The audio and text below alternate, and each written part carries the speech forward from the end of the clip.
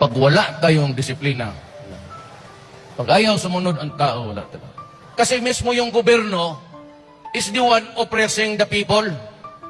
Alam mo dito sa bayan natin, dalawang klase ito. Yung nasa taas, yung mga mayayaman, yung mga bilyonaryo, at kung anong pinaggagawa, tax evasion, smuggling of rice. Napunta pa ako ng Senado, nag-testify ako, wala rin nangyari. Lahat, yung mga transaksyon, mga kaibigan, binibigay, kausyaw lahat yan. Pero bilyon ang nawawala.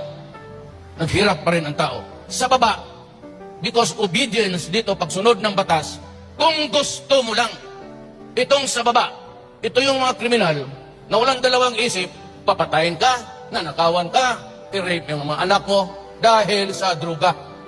It is really driven by drugs, shabu. At maraming beses na ako nagpadayag sa Pilipinas